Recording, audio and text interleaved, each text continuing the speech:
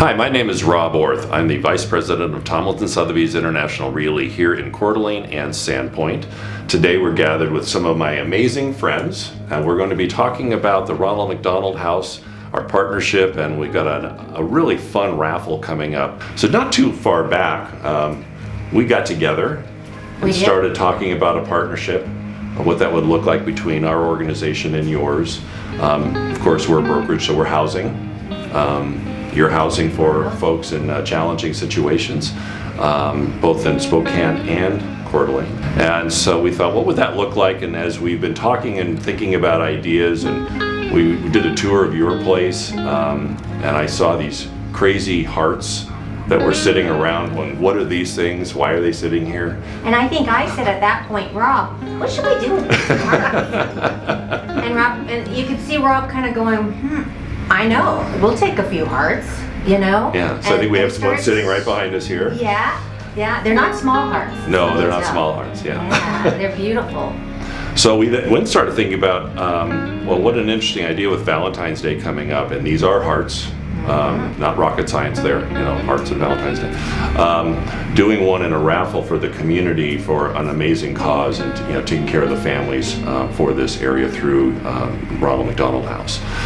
So that being said, I want to introduce a couple people. So this is Lisa Travers. So Lisa is going to be, if you go up to the Sandpoint office to look at the hearts, you will be the tour guide up there for them, correct? I am happy to be the tour guide in Sandpoint. We have 3 hearts at the moment, and they are housed in our offices, our Tomlinson Sotheby's International Realty office on 200 Main Street, right in the heart of downtown Sandpoint. And they are beautiful. They are about 4 by 4 feet, 4 feet by 4 feet, and they're dimensional, and they have designs on both sides. So they are a beautiful addition to any garden or front yard, however you'd like to use them. But come on by and see them, and we are happy to facilitate getting you onto the website in order to make a donation and purchase a raffle ticket, or you can buy a heart of your choice. And I'll just say here that the website is ronaldmcdonaldhouseinlandnorthwest.org, and you can go in there and it's really easy. You'll see the heart campaign there, and you can check it out, see what it says. And also on there you will see the artist's what her rendition or what her message that she wanted to put forth on that heart too, which is pretty cool, especially given, you know, the social and political climate that's happening right now. And check it out. You'll really enjoy that. Yeah, they are pieces of artwork. I mean, they're amazing. So they're done all the way around, both sides, and no matter where you look at them, and each side is a little different. So they're just, it's hard when you go online and look at them. You really can't tell. You've got to come touch and feel them just to get an idea of how big these things are. And they're super colorful. They can sit outside, like you mentioned.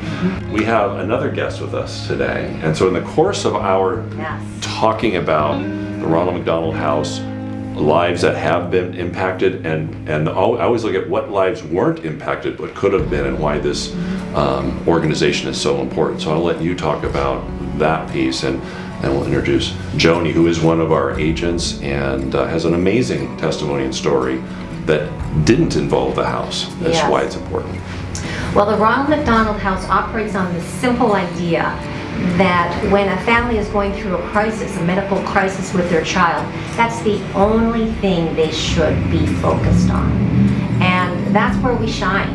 And then I got thinking, as we do in our day-to-day over at the office, and you know, the thought will come to you, well, what would happen if there wasn't a Ronald McDonald House?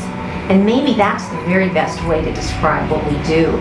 And once we partnered, once Rob and I put this together and decided that this was going to be a great partnership, he sent me an email from one of his agents in Sandpoint, and that was Joni White. And she went through the trauma of a sick baby who was born prematurely, and I'll let her tell you all the details of that. But she was in a place, Gig Harbor, I believe, where the house was full, and she was not able to get into a house.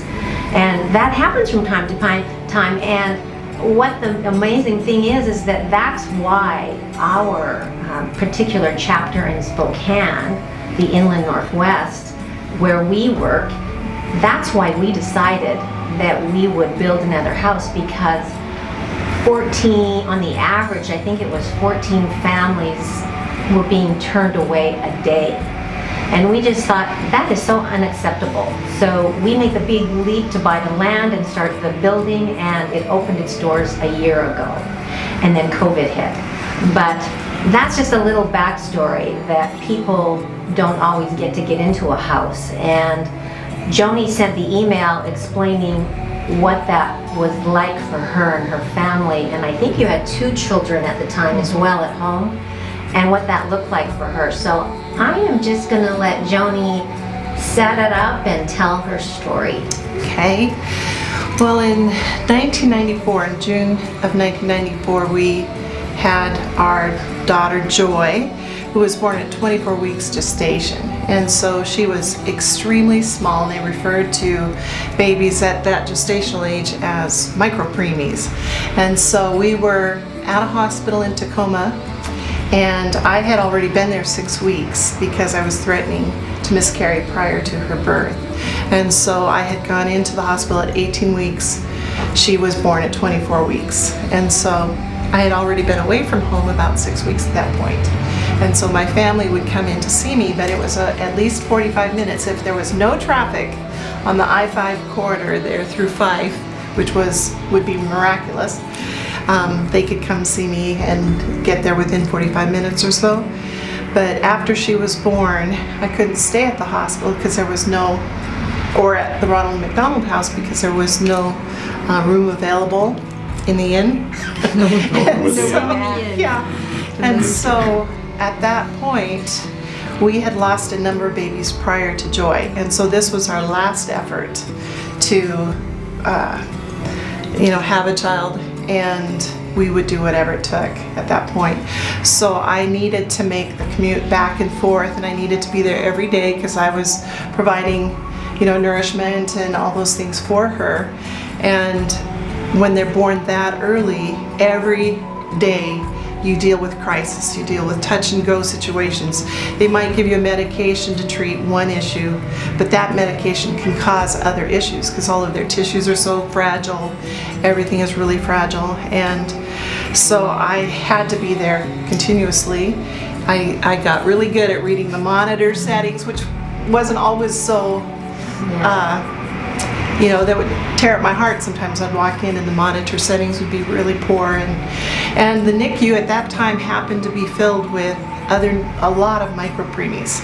So that meant they were all going to be in there for multiple months also. That was part of the reason the house was full.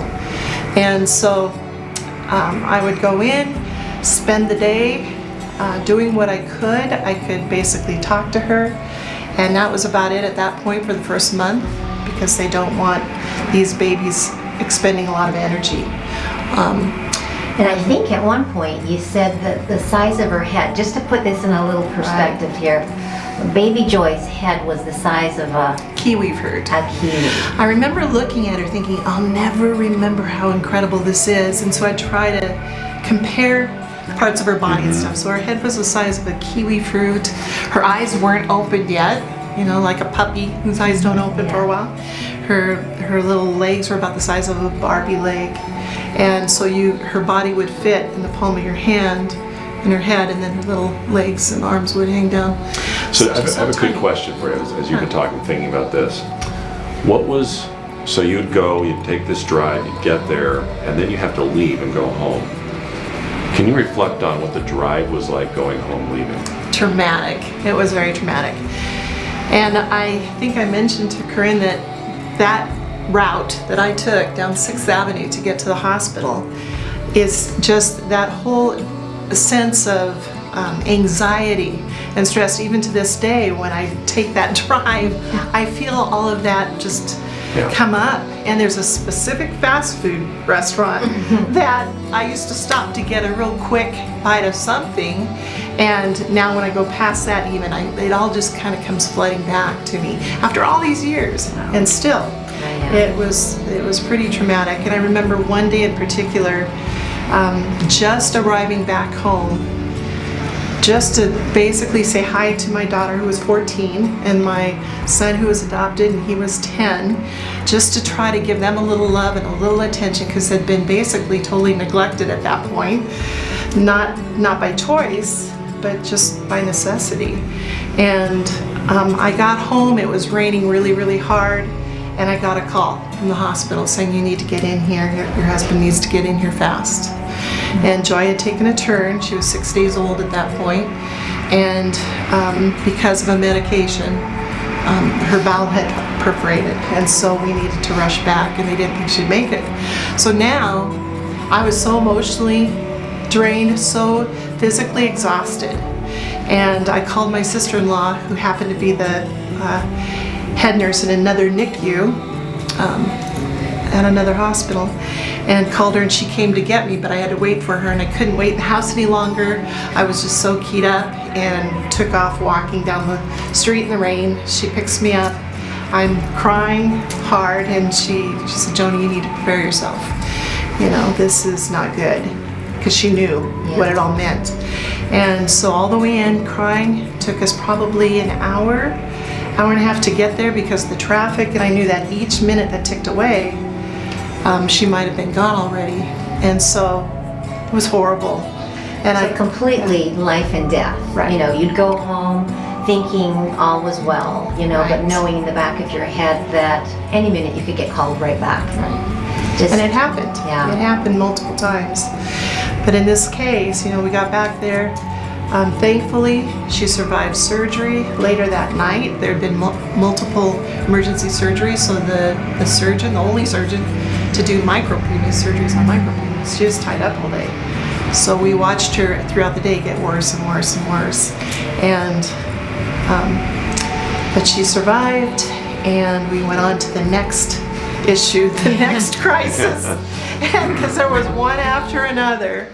Well, I think the first time we went over to a tour at the Coeur d'Alene house, and I was very mindful of, as you tell your story, and then seeing how the house is designed. So there's a full kitchen and rooms for studying and rooms for the kids. Then there's the room that you would stay in, and so it's not like you're trapped in this one little hotel room. You can spread out. There's the play yard, basketball, all these different things, a barbecue outside. In the most broken of situations, putting together a team of people, volunteers, the staff, and a location that then addresses all of these things you're saying, so that in that horrible situation, well, okay, how can you make the best of that horrible situation? And that's what the homes are trying to do. So with that, I would like to just remind those who are listening to this story that we are kicking off a Valentine's heart raffle. Tickets are $20. You can buy as many tickets as you like. The drawing will be February 12th, 1 o'clock here. We're going to do a Facebook Live, and we will announce the winner at that time. If you'd like to get on the website and check out the heart, it is Ronald McDonald House, inlandnorthwest.org. And I hope you do that. And I hope that you, if this story touches you at all, that you will want to know more. And the best way is to get on the website. So I thank Rob and Lisa and especially Joni for sharing your story today. It matters. We will have the actual Valentine heart here. And so the folks can come by and check it out, get their hands on it, touch it, feel it. Yeah. And I'd just like to shout out too, Jan Jesberger Insurance kicked off this raffle with a $250 donation for Jan Jesberger donation. And I just want to shout out to her and thank her for that. Thank you, Jan. Thank Yes. you. Awesome. Yeah. Well, it's great having you guys here. What a blessing it is to be together to promote the heart for an amazing organization. Our community would be less without both, and I would say both of our communities, both the Spokane community and here, and the greater area that it serves. It doesn't serve just here. It actually serves a very wide swath from Tri-Cities to Montana. Wherever the need is, and if that sick child is here, you know, the parents and families are welcome into this location. So what an amazing gift you guys are to us. Yes. And thank you again. Thanks for the stories. Thanks for the partnership. Thank you. And thank you for thinking about donating to the Ronald McDonald House.